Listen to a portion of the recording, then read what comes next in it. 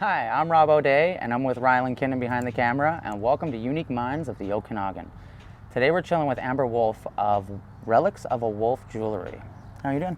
I'm good. How are you? Good. Why don't you introduce yourself and let the people know what it is what you do and where you're from?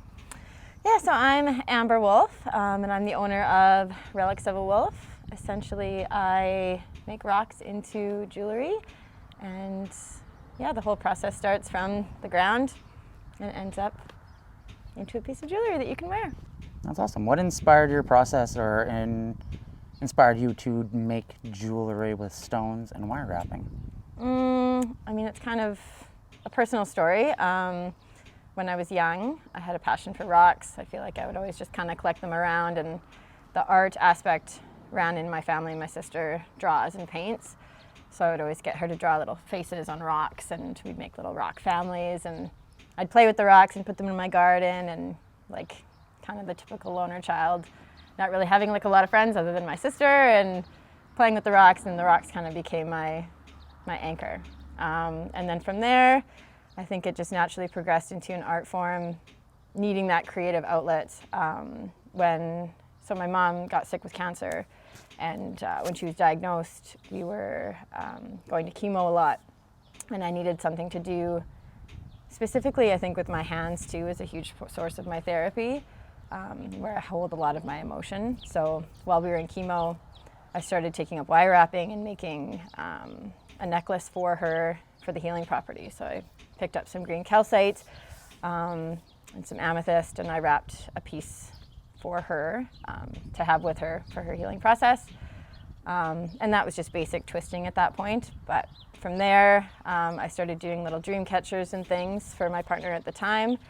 And then it just kind of progressed further. I kind of got the taste for wanting more intricate, detailed work. And I picked up some wire, some copper wire, and then I just kind of started watching videos and melding it into that form and just more intricate. I think that's really, the patterns really worked well with how I process things, and it really allowed me to work through whatever was going on in my grief. After my mom passed, obviously I had a period of time where I wasn't working and I just didn't really have any sort of purpose, I guess. And I think after your parents die, it kind of forces you to explore who you are and kind of relive that childhood and go back into creativity and redevelop yourself. So yeah, I was kind of looking for things to do, and I spent lots and lots of time just developing that craft. And then I found a local lapidary shop, a rock club in Regina, Saskatchewan, where I'm from. So I joined that, and it was an interesting group, a lot of older clientele that were part of the group. I was definitely the youngest one of the bunch, but I think I attract that sort of energy, and I really enjoyed working with older people and sharing their wisdom and learning their stories. And the one mentor, Bob, took me under his wing and taught me everything about polishing the stones and carving the stones and how to use the stones and how to use the machines and where to find the stones. And so I was pretty grateful for him because he kind of took me under his wing and showed me how to do the things. So yeah, I was with that lapidary group for about 5 years, I think, and then COVID happened and everything kind of changed. The rock club shut down, and a lot of the things that I had held purpose with fell apart again, and it led me to BC, and I found myself again with a huge space of time where I had nothing to do. So got back into my rocks. Yeah, it's just been it's been a solid staple and anchor for me, I think, to maintain my sanity and a sense of purpose and self. And yeah, I'm grateful for the craft. It's an amazing story. And like the jewelry you make, you see it, and it is not just basic wire wrapping. Like the designs you're creating are extremely intricate and not just like around the stone. They work with the stone in their own form of art. Like it's almost a painting with wire and stone. So it's a really unique process that I'm really excited to see. And I know that we have it set up to do so and go through your stones, but are there specific stones that you prefer to work with? Good question. I definitely think I go by color. It just depends on my mood at that time and kind of what I'm searching for. So whatever I find in nature, I'll go out and hound, and I'm typically looking for a particular color. So like last summer, I think it was more so about like deep greens and like turquoisey blues that I was finding. And I don't know what this summer's gonna hold because the rack hounding season's kind of just starting to thaw. But yeah, I think I more so go by energy and color, which is based on chakras and things, and then kind of go from there. And yeah, I think color is my main choice. That's interesting. Yeah, color with there's so many stones too, especially locally. With the local rock hounds will know, but there's a lot of amazing crystal formations here in the Okanagan, like amethyst.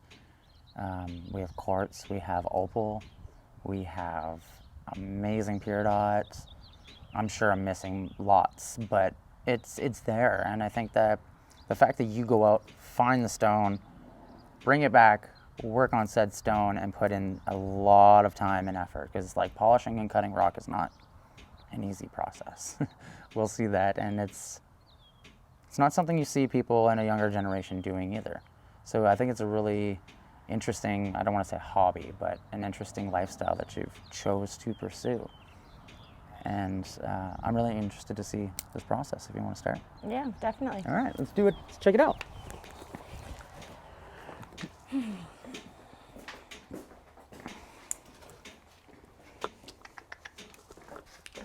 All right. You can see over here too, there's some stones. Yeah, so Raw essentially stone. this is the saw, so it all kind of starts in this phase. So I find the rocks in the wild, and then I never really know if they're going to be good or bad. I'm not a geologist by means. I'm really trying to attract a geologist into my life, Right. so I can learn more about the stones. Anyone out Are there? you? Anyone out Okay. there? Yeah, because I want to learn more about the stones, obviously, and the properties and where to find them. So at this point, I'm just kind of picking and choosing stones that draw my eye based on color. And then I take them up into the saw, I'm just cut them looking open. at some of these stones you have down here too. Mm-hmm. I'm gonna put my eyes on. This one I actually found by Big White, and it's so cool. It's just like melted. Oh, it's got some chalcedony in there. It almost feels like That's- malachite or something, but Yeah, you can definitely see. So this was where Boucherie? that was by Big White. Oh, Big Like White. Okay. Greystoke's, yeah. Yeah, you can definitely see like I like to call it fuzzy quartz, the chalcedony. You can find that at Boucherie as well. Nice. And like this is really cool too. It's definitely a different process too, like picking up a raw stone and then cutting into it to see what it looks like, right? Because you never really know. That's the thing. It's kind of like a lottery. Yep. It's very true. And it's like even looking at like, is this one that you've cut? That's Appreciated Jasper, yeah. So that was this guy. Oh wow, where But did you just cut find open. that? By Chilliwack. So I was there last wow. weekend. This one's pretty common though. Like I found this a couple times and it polishes up super nice, but the purple stuff is super soft. Yeah, So it kind of doesn't, but this green stuff will, and the quartz inside. So that's so cool. yeah, There's some amazing stones down here. it's definitely easy to hoard in this Yes, type of yeah, work. 'cause no, there's yeah, it's so a many hobby limited that's supplies. you got to have lots of room if you're going to Yeah. be a rock hound. That's true. 100%. Yeah, so I take it from there, I slice it open into little cuts like these guys here. So this one is actually pretty cool because it's got amethyst in it. I think it's called wow. like Super 7, but there's different parts. So yeah, you slice it into a slab. And then from there, you would just cut into little pieces, put it through the saw again to kind of get rid of the bulk of it. And then you take it to the wheel. Cool. I'm excited to see this. Yeah. As myself, I have a huge collection of stones that I've hounded myself, but I've never been able to see this process. So there's cool. this is a total eye opener for me. I'm very excited. All right, do we just get started? Yeah, feel Okay, free. Cool. Take the people through your process. So it's pretty messy. It's all like mineral-based oil, so the oil is pretty clean, but it just gets quite wet. Is there a safe spot to stand that you'd like I'll us? probably take the bulk of it because it just kind of sprays. Like this will protect everything else. It just sprays on me, essentially. Oh, okay. Yeah.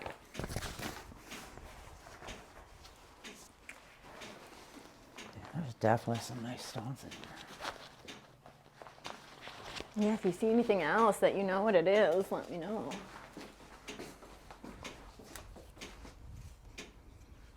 See some quartz in there.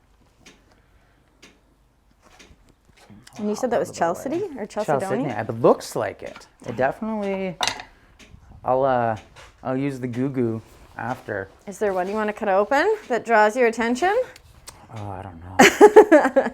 That really veiny one looks really nice. Which veiny one? This one down here. I don't know what this is. Oh, see that? Yeah, so that's picture jasper. That's the We jasper? know that's something, yeah. Oh, I kind of want to cut something that I don't know what it is. yeah, no, 100%. That you don't know. If it's going to be golden inside, you know? Oh, let's see.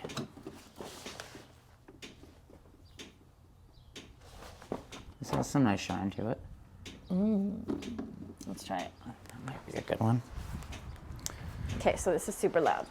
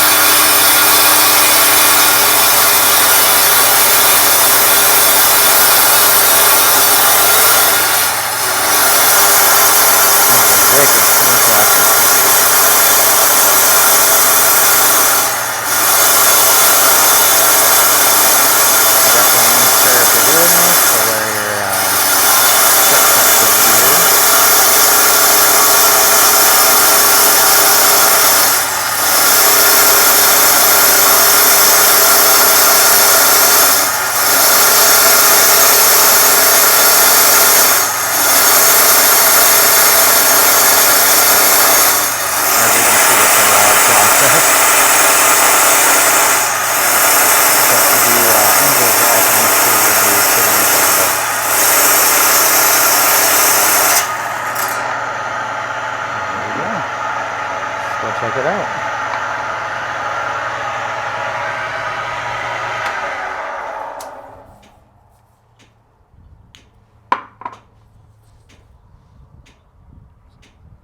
That's the real, That's the inside. the guess, eh, is to see what's inside. It's true, yeah. So some of that black can really seep into the middle, but not so much in this time. But it's still pretty in its own right.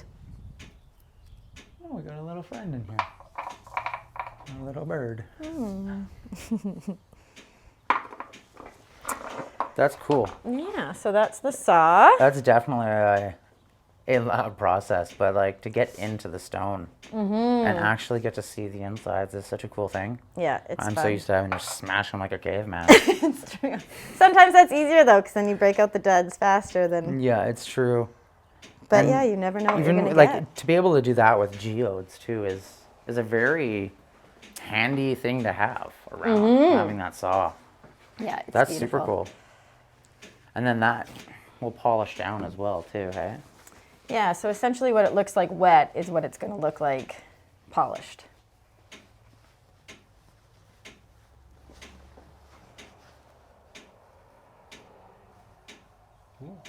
Super cool. Super excited to see Cool. the polishing aspect. So at that point, I would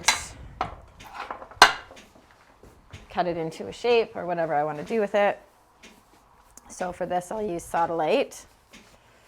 So again, certain stones have certain properties. So when I'm working with the stones, I take that into consideration. So Okay. a lot to do with like truth and communication, just opening up this area of your body and the throat chakra, honest Okay. communication. And so really keeping that intention in mind when I start a piece. Oftentimes I'll meditate with the stone first. If it's something that I've found in nature, that takes a precedence as well, whatever I was feeling at the time when I was collecting, whatever kind of messages were coming through. Spending a lot of time alone in nature and stuff, a lot of messages come through when you're walking through the bush and you see a particular tree or something and it speaks to you. Yep. So I take note of those messages and that intention and that energy that I'm feeling in the time when I've found the stone or know the properties of the stone, and carry that with me in the process. So that's cool. And I mean, like, I think that's what really differentiates, I guess, the difference between handmade and mass-produced is like that emotion that is put in behind the process. There is something there. You can physically feel it. It may not be able to like weigh and value, but it's extremely spiritual, I guess, to say, like that connection between a creator and the receiver, and that piece of stone that's been there since, the dawn of time. it's true. And you find it, and you turn it into a piece of art with this amazing intention. And I think that's what is the true definition of like handmade quality artwork and jewelry. And yeah, I just think it's a really cool story and process. And I'm like, I can't wait to see the wrapping and a finished product. Yeah. So I'm excited to see You wrapped this. that up nicely. That was beautiful. Yeah, there's definitely a lot of time and energy that goes in, and I think that is part of the process too. It makes it more unique and it makes it more heartfelt, I think, for myself too as an artist, to like offer a part of myself and my energy and stuff too to the pieces. 100%. I think that's what makes the difference between, like, we were recently talking with a guitar maker, or not a guitar maker, a guitar amp maker, and like he has this whole thing about one of the amps is made and named after his father, so there's that piece of his father in his work, and that connection to his work. And Tristan with Spirit Seeds with his nature to work, like yours being from earth with your energy given time and then given back. It's just, you see these creatives and how they all have almost a like mind of giving themselves wholeheartedly in this. Here you go. Yeah. Enjoy it. Connection. And it's a really cool thing to see. Yeah, so this needs water, correct? Yeah, so this one runs on water, the saw runs on oil. And so yeah, certain stones can be toxic. Yes. So you want to make sure, like tiger's eye or malachite. So you want to make sure that you're using water, not breathing that dust. And then it's just better for your gear to use water. How hard is it for you to find the actual gear? In terms of like you're finding your polishing machine and your blade. So I mean, they were kind of, because I don't think they're like something that's on Marketplace or like something that's just like up for sale all the time. well, so like, I mean, obviously this was used. Yeah. Getting it secondhand, being part of like the lapidary club, right? There's a lot of people that are selling their stuff. So I got a really banging deal on this. And then, yeah, this was from the States, so I kind of had to journey to get it, but I knew that it was worth the trek, so it was like a road trip that was awesome to go get it.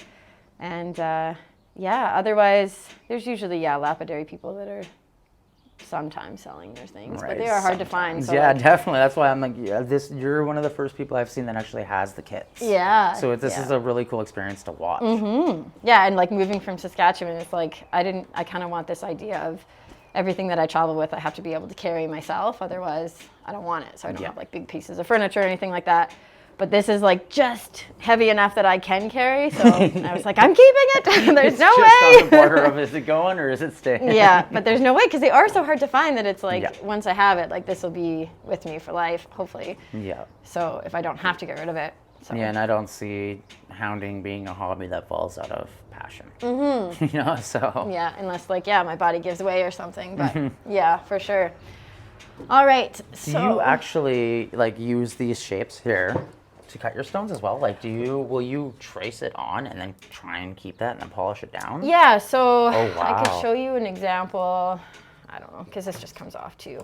It just gives you a better Just of the size you'll be working and like with? symmetry, I guess. Yeah. So you would just use a marker, find a nice piece on the stone. So oftentimes I'll look for, you know, a nice design or something that looks like a mountain range or clouds or a bunny, or like some that's people cool. find sweet ones that look like birds and stuff inside. That's so. cool. I've never actually even like looked inside of a stone to think like the cloud game.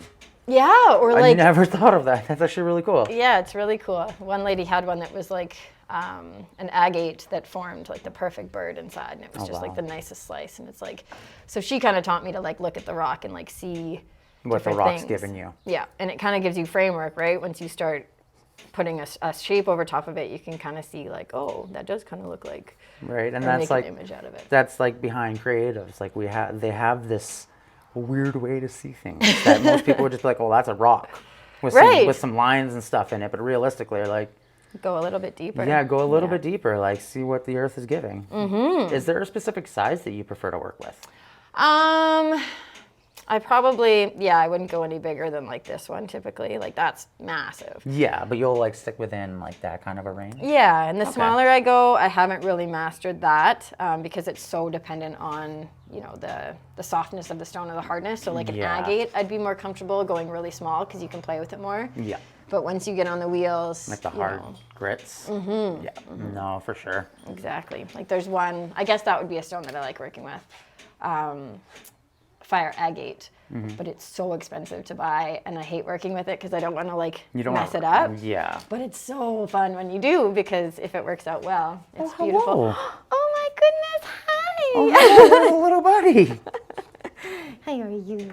Hello. Oh, we have another buddy. And another buddy.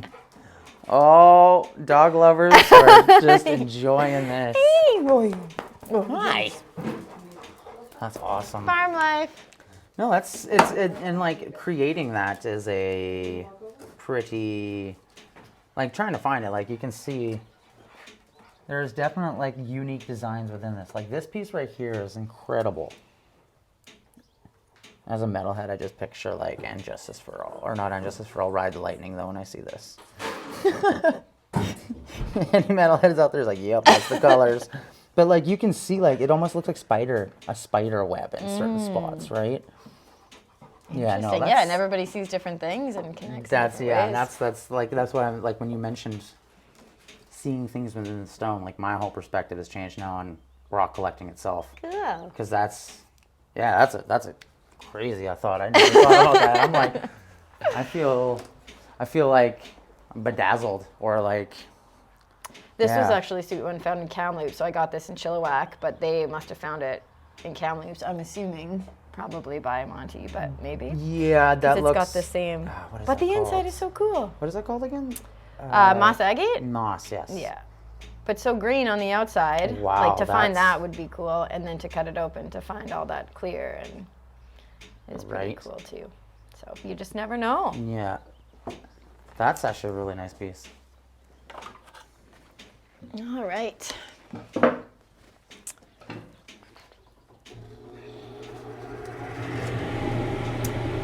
Yeah, I guess I could explain the wheel too. Yeah, so essentially this side of the wheel is a heavier grit. So when you're grinding down a stone, you start here to just kind of get the general shape. And then here is the polishing stage. So anything from here won't create much of a dent on your stone. It's just going to make it nice and shiny and polishy and new. Awesome. I'm excited to see this.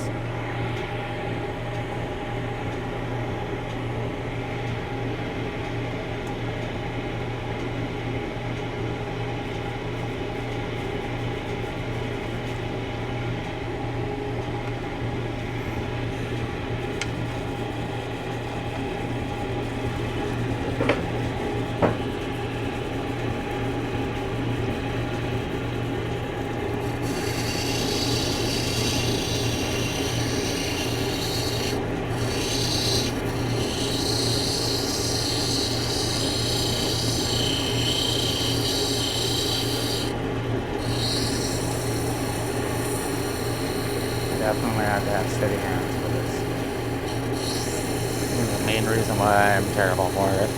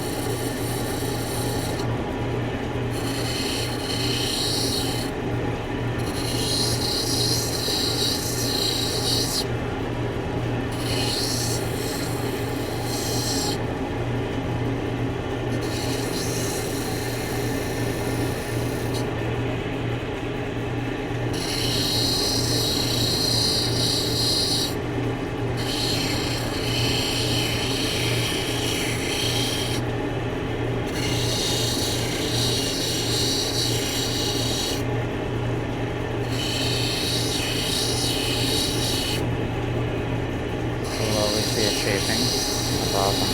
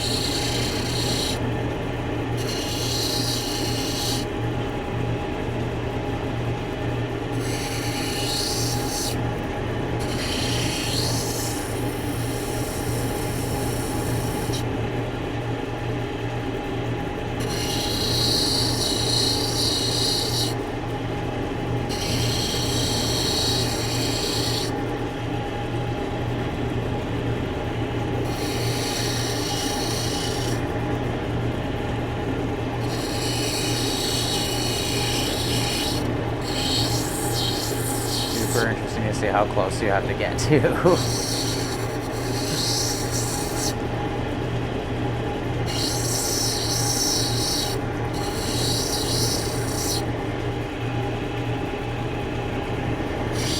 Yeah, you definitely need a steady hand for that head. That's just crazy.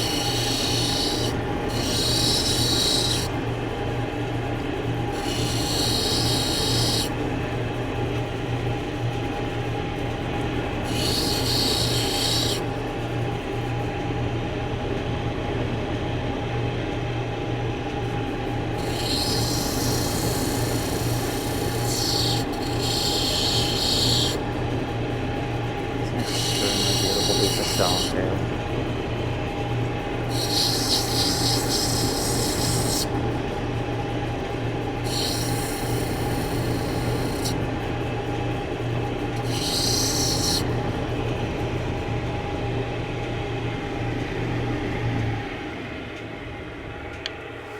That is so stunning. So that's the framework of it, I guess, so that when you get the general shape. The interesting thing, yeah, about the stone is that every stone has different softness and hardness. So, like, for instance, in here, that could be considered a flaw because it couldn't keep its shape because it was too soft there.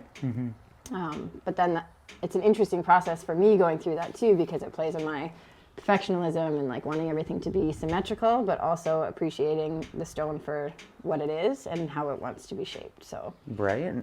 there's a lot of learning that goes into it too, which I like in that process for myself and with the stone. There's a specific piece that you have that I know is not symmetrical, and the way you've wrapped it, there's a photo of it, I think in your commerce page, and it's a green stone, I believe, and like the wrapping, it's like a teardrop half over the stone too.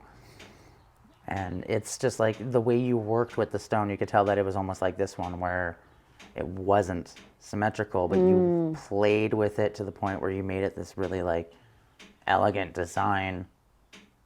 and it like you couldn't make it more perfect, if that makes sense. Like even if it was a perfect stone, it wouldn't look as good as the wrapping that you did on that one. Interesting. So like to see how you could even physically see like, oh, this part you wanted to like curve it a little more, make it more teardropped. And that will, I could see like in the future that will play into the way that you wrap it as well. So that's really cool. Yeah, it's a very intuitive process. I like the fact that I don't know what's going to happen, and I kind of just go with the flow rather than having the end vision in mind and trying to strive for that, because oftentimes it doesn't end up being that way, and that's kind of the story of my life is like you have a vision in mind and it doesn't play out that way, so just go with the flow and like see how it unfolds for you. That's how you break the stone. Yeah, exactly. Yeah, it's when you're thinking too far ahead and all of a sudden you're like, it's true, yeah, and then it's gone, yeah. And then you have 2 pendants or earrings, I guess, as they say. So yeah, it's a huge reflection of the process as well as like my own processing, which that's why I keep coming back and I love it. It's not like it's a labor intensive hobby too, because like you have to go out and find the stones, you have to cut the stones, you have to polish the stones, shape them, and then continue to wire the process, which in itself is probably you'll see the designs and yeah, it's intricate and time consuming, and it's definitely something that I don't think a lot of people will do. You need a steady hand. Like I was mentioning while you were doing it, like you need a steady hand for that. Like any shake and you're gonna break the stone, wreck your polish, or it's going flying and past your head. You know what I mean? And that'd be my biggest fear.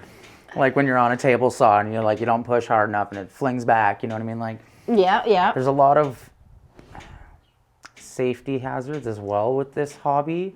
You know, like you can completely rip a knuckle off. I mean, that being said though, it's surprisingly not, like I think that's why I like it. Woodworking and stuff doesn't really resonate with me because you can cut off your hand. Yep. One of the things that like I learned on the saw was like you're probably just going to get a gentle burn. You're not going to, slice your hand open. Yeah, because it's more of a friction cut. Yeah, and it's just a diamond blade, so it's not super sharp like a table saw blade.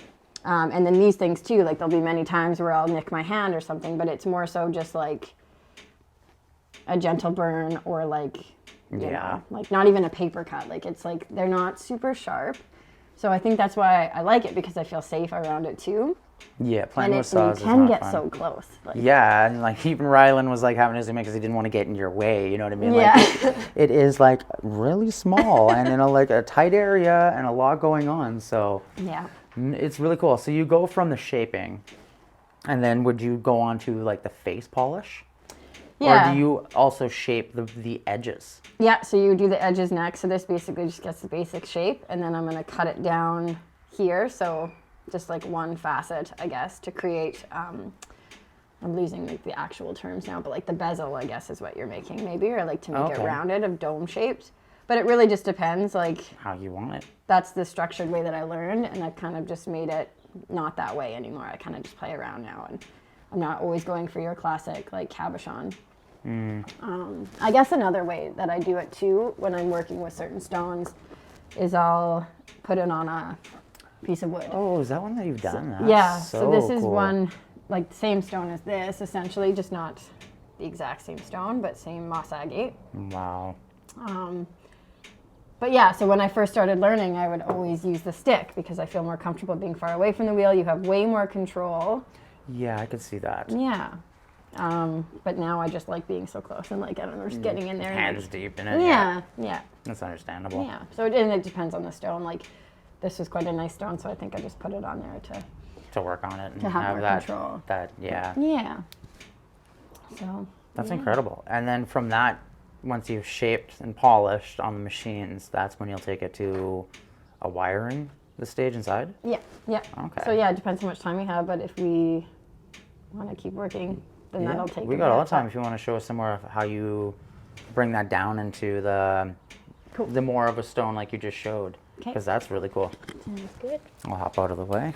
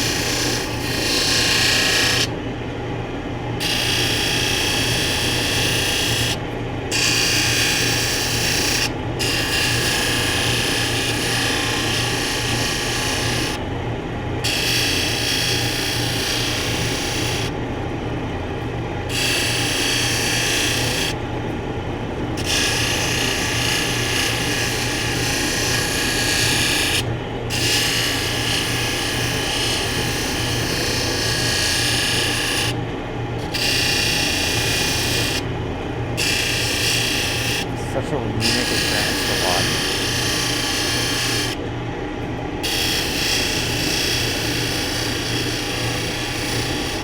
So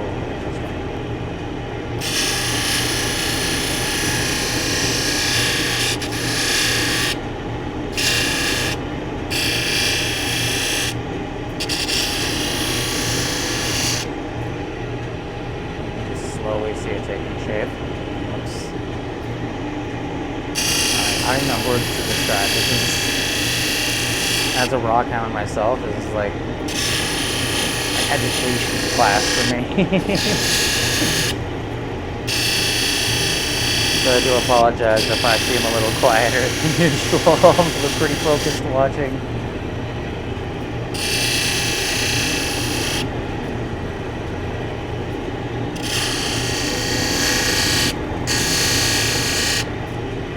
Definitely have some incredible people hiding in this valley.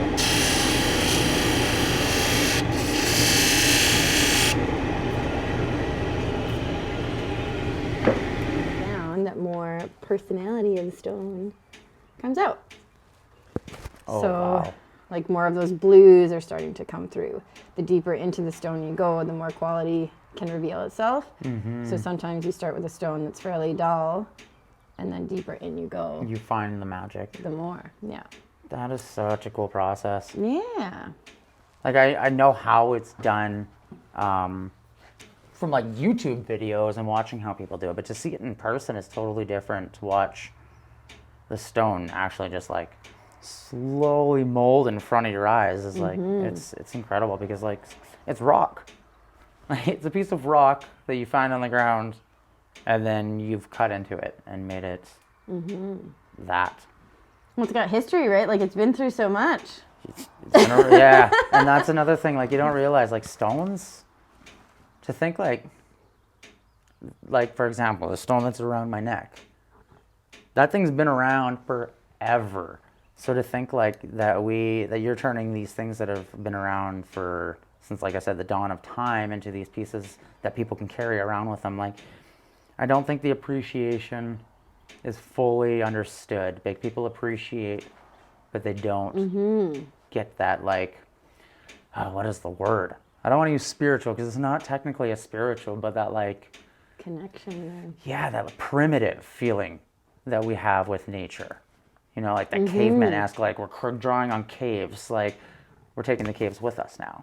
That's kind of how I'm like trying to reference it. So it's like, we're naturally in tune to enjoy nature, but I feel like the society that we've kind of like molded has slowly moved away from nature. So like to be able to bring nature back in a modern way with a rustic feel is really cool. And like the wiring, like I said, is such a cool process. The stonework, I didn't even realize before the interview that you actually cut and polished your own stones. So that was an eye-opener and a wicked experience to see too, because Yeah, that's a hard one to explain, right? Because when you're selling something that's finished, oftentimes that's what people see.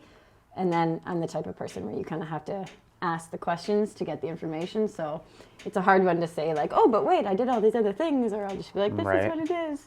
no, it's true. Yeah. It's and yeah, like we were saying earlier, like not many younger people within like the 20 to 45 age range right now are really like getting into these old crafts or these old hobbies or artisans.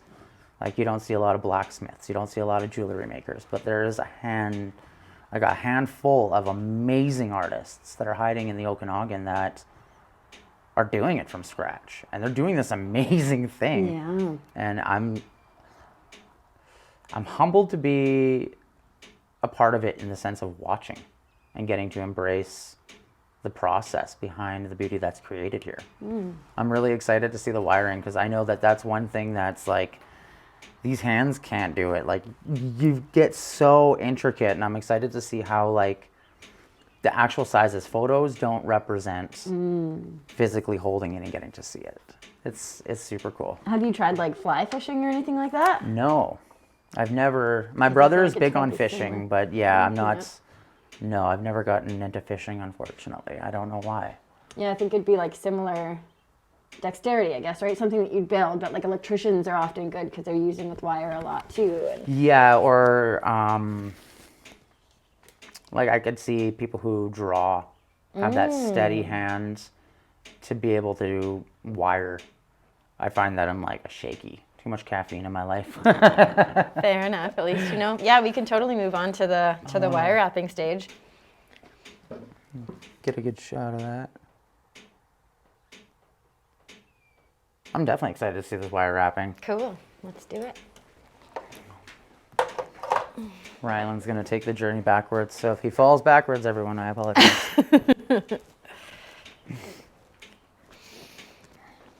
All right. No, and it's a beautiful area too for the natural resources we have.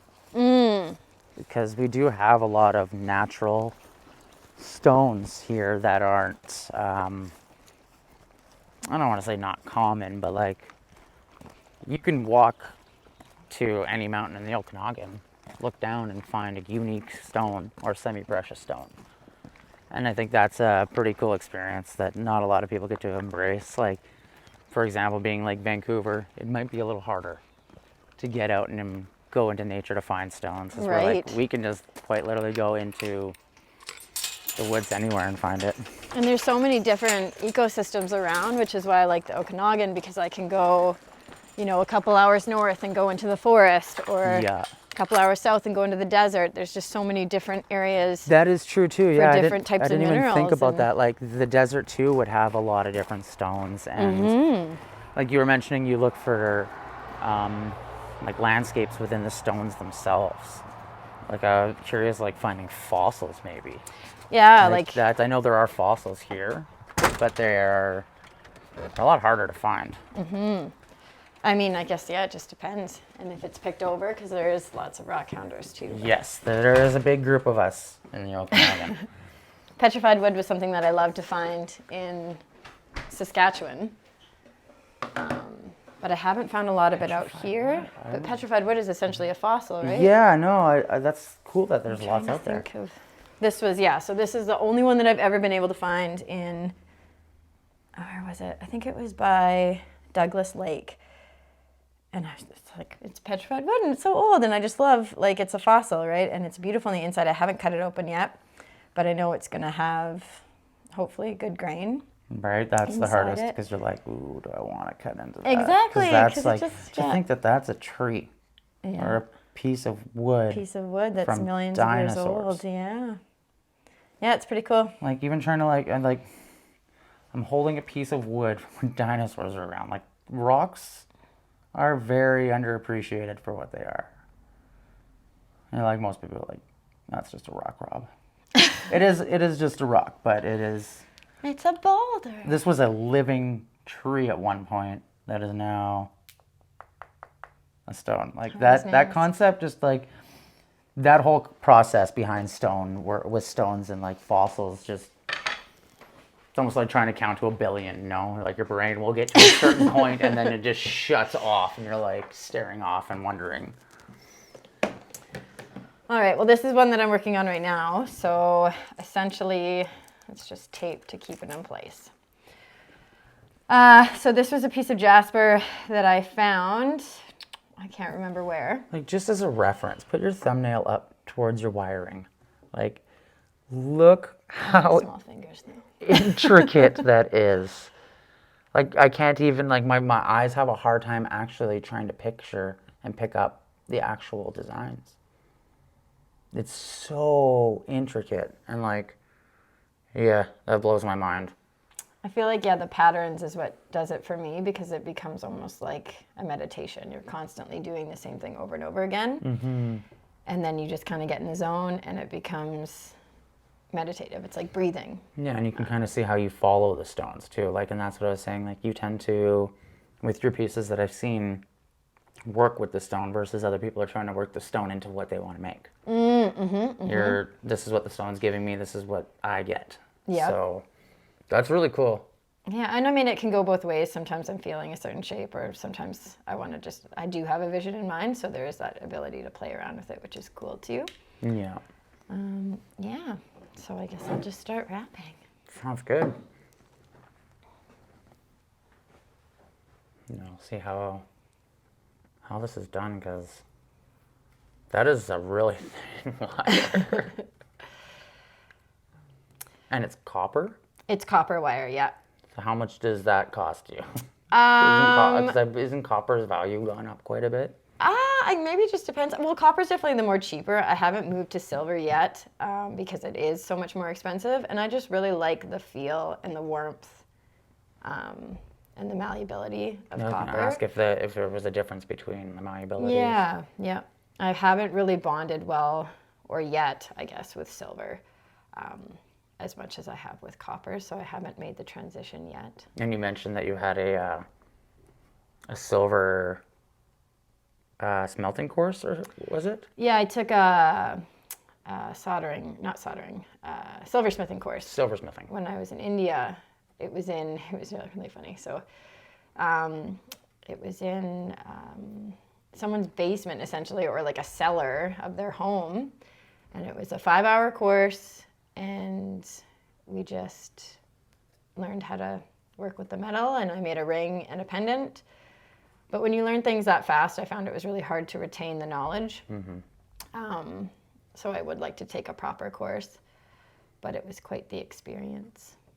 I can imagine, and probably like some good influence too from the work and the artisans out there too, in like markets. And they've like, the world culture has so many different inspirations too, from like the stones that they have out there.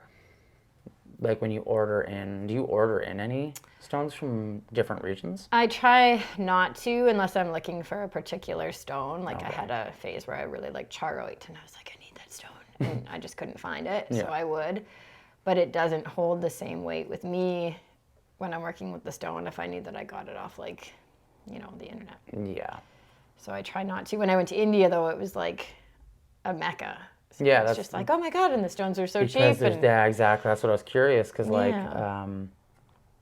I believe it was Tristan was saying, like, he goes to Thailand 2 times a year and has his stones. He picks the stones he wants, then they cut them, and then he brings them back with him, just for the specific stones. So that's when I had mentioned rock hounding with him locally.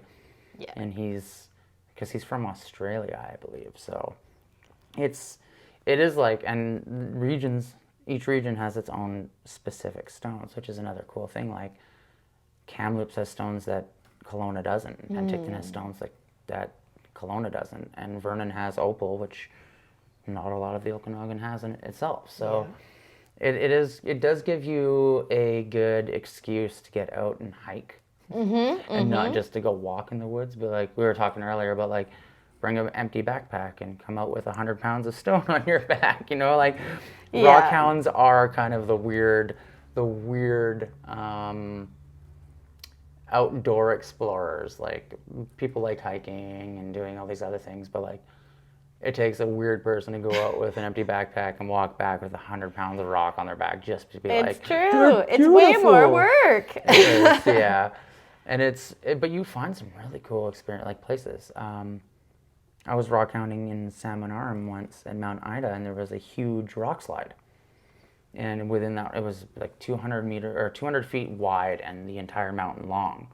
So we ended up finding this one place, and I found a piece of green agate that's like this big and lime green. Brought it to the rock show, and no one knew what it was. And it took cutting into it to realize that it was agate, but it was a massive piece. And like, to think that that's just sitting under the soil that you walk on. And to just the chances of finding it and like knowing to stop there. Yeah, I definitely feel like there's a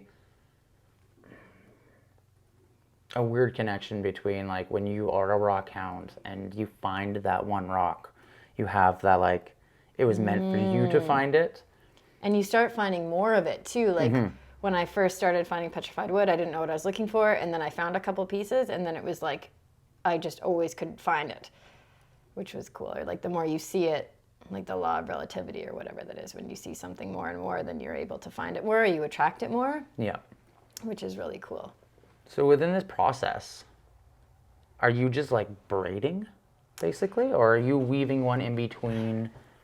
Oh, okay, I see what you're doing. Yeah, so I've chosen a pattern, and then I basically just weave over one, over both, over one, doing the same thing over and over again.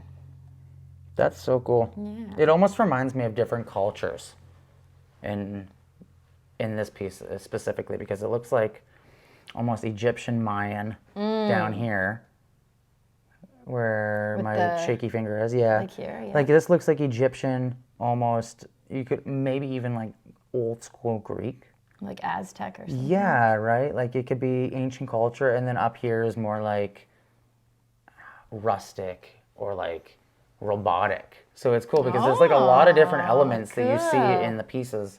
And it's funny because you just like, oh, I choose a pattern. And it's like, do you specifically choose a pattern that you see, or you're like, before you start wiring and choosing the lengths, do you already have that pre-planned? So typically, like I'll speak to this piece because it is different every time, but for this peak in particular, it was warm. I think it was like, I started working on this in Aries season. So a lot to do with like zodiac, and it was April. So the warmth of this kind of brought to mind the sun. So rays of sun. So I chose a pattern that more so represented the sun.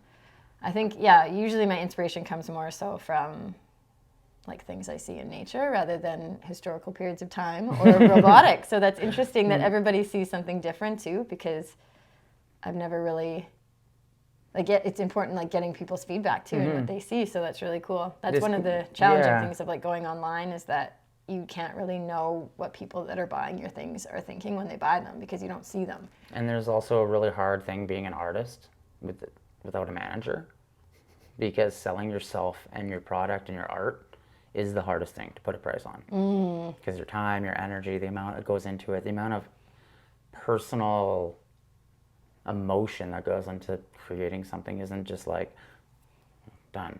You know, like there's a lot of... It's deeper. It's a lot deeper. So to try and express that in the 300 characters, trying to convince someone that this is... No one's going to read it. No one's going to understand it, right? Like you have That's to physically see it, appreciate it, and... I miss markets for that, because people would come and they would say like, "Oh my God, that's beautiful," and then you'd say, "Well, what do you like about it?" And you can have those conversations, and that's another you thing see too, their like, smile, and you're like, "Oh." With COVID, it probably made things really hard to get out and find new clientele because you're stuck strictly to online. But when you're a local artist, and it's not easy to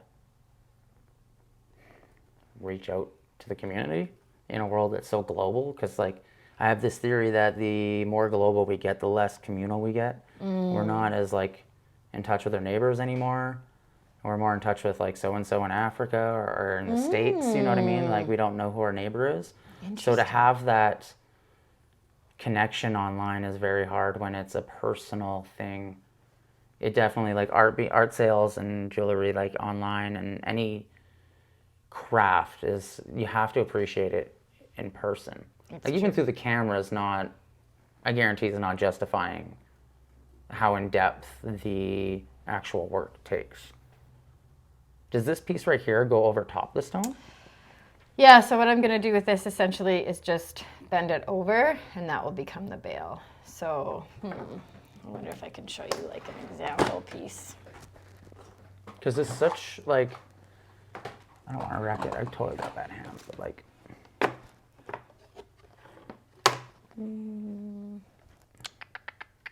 Yeah, so this is just a larger scale, but Like this, I don't like looking at it and holding it. It reminds me of something that you would see in like Persian times. You know, like old school, like, yes, like that's. so it's just going to go over top, essentially, is what I'm going to do Wow. with that in the end. And that's done with the same wire? No, so this was one of the pieces that I started with. So I started with cheaper wire because I didn't want to invest in like a huge thing if I wasn't going to be using it. So this is just regular like gunmetal copper wire, but it's coated, so you can't change the color. Whereas let's say, for instance, bare copper, you can change it into darker. You can oxidize it. Wow. Yeah, that's super cool. Right? Like, that's what I mean. Like, you can't. How are you supposed to express that without seeing it? That almost looks like kind of like samurai plating. You know Yeah. what I mean? That's what, You that's definitely what I like. see when I look That's at what it. I mean. Nice. Like you see periods of time in your work. I definitely see like Japanese-esque, and this is more like I feel like this would be more like Roman, as where this is more like Egyptian, Aztec kind of style. Mesopotamian. Like when we are first like Sumeria, and like when they were first learning how to do metalwork with like Bronze Age. They had really cool, intricate designs that, like, over the thousands of years we've lost. But like, you're inspired by nature and creating these things that we're seeing time periods in. You know what I mean? So Yeah. it kind of all nature and history is all the same. Like that. Oh right, look at the back of that. Oh wow. So that's something too that I often Like I struggle see an with, octopus head. Oh yeah. Because yeah, the back you don't really see, but I also enjoy putting the time into the back. Even though, Yeah. like some pieces you see, they're kind of just quickly. Like to see the process from like you cutting the stone to seeing those is completely mind blowing. Like I love the oxidized.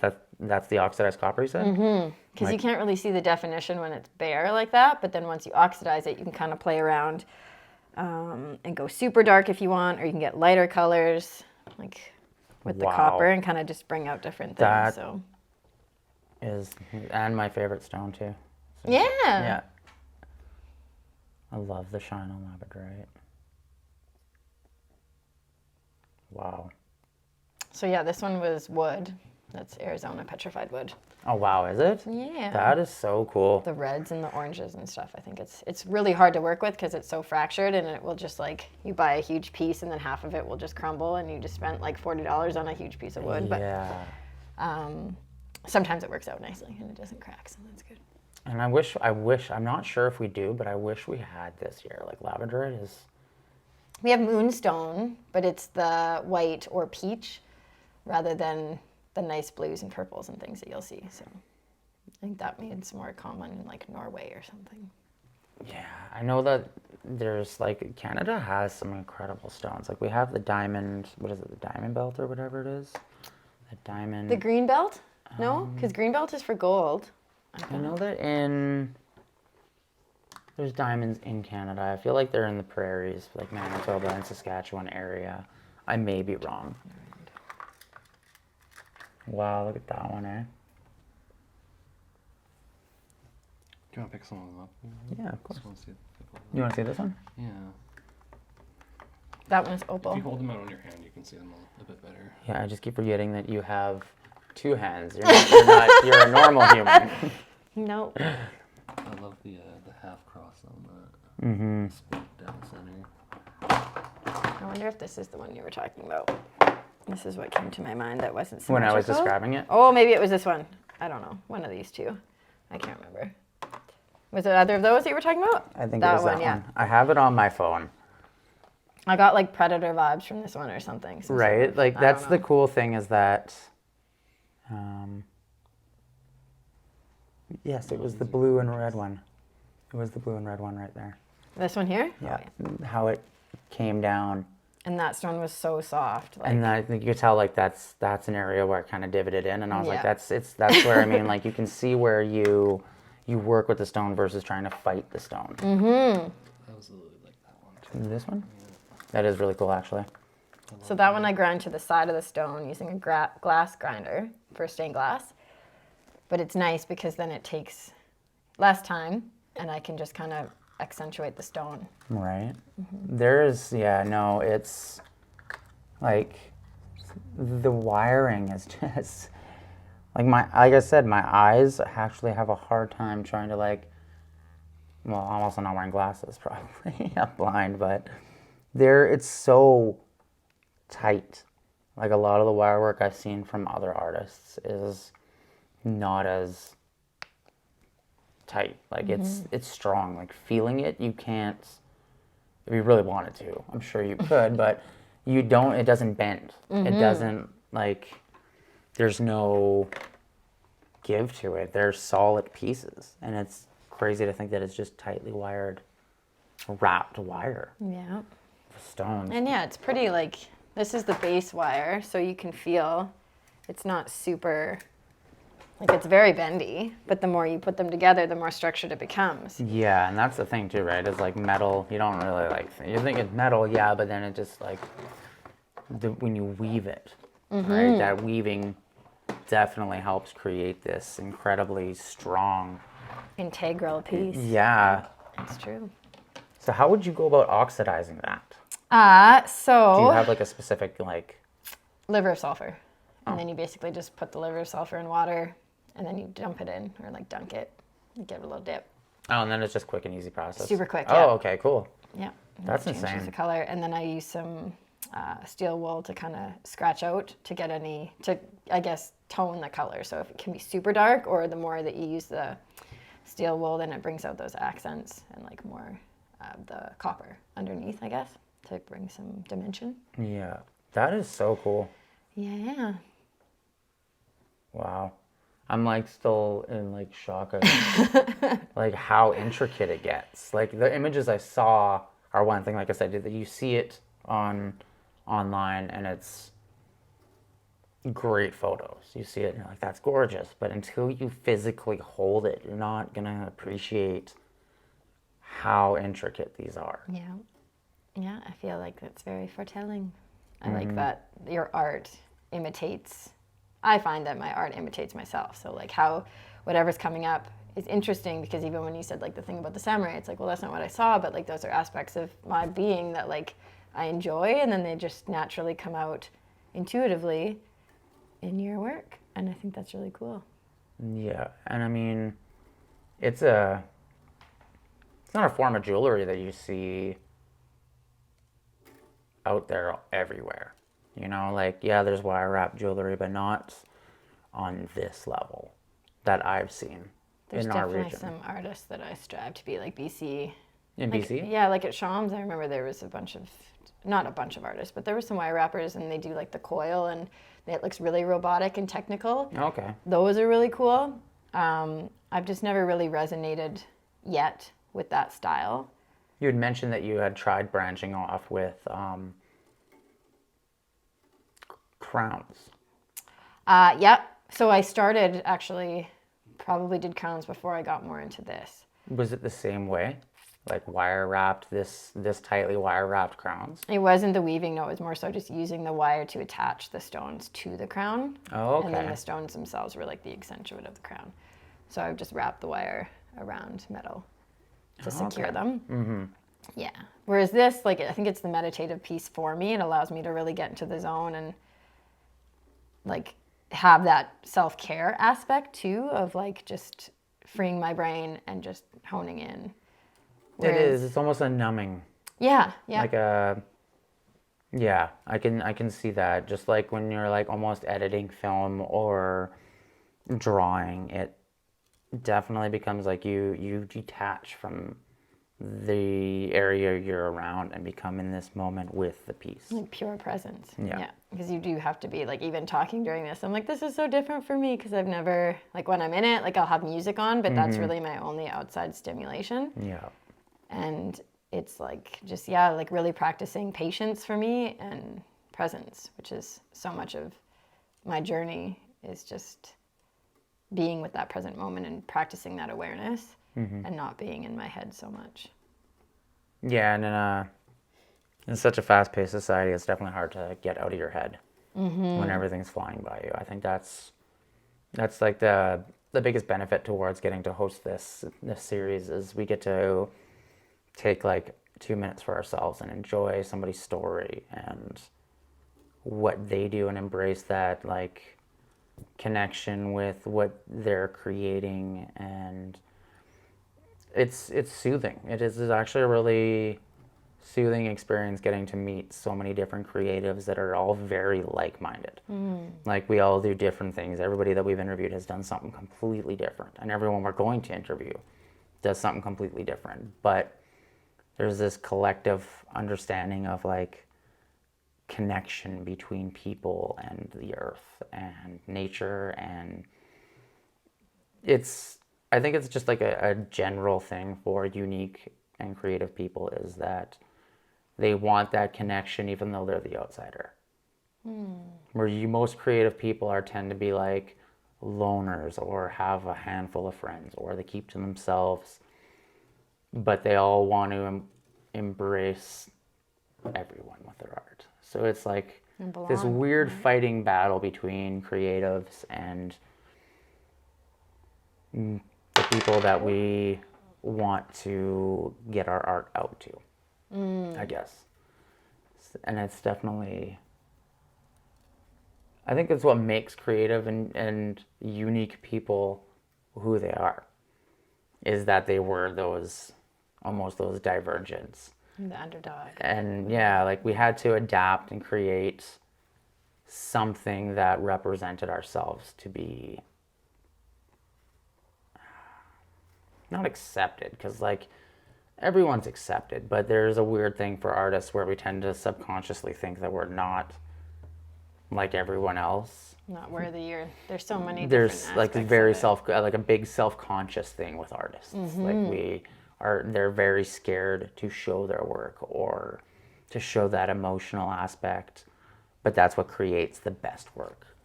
I think That's so, why, yeah. like, that's why the paintings that are worth tens of thousands of dollars is because, like, they put in that time, that energy, that struggle to get to where they were.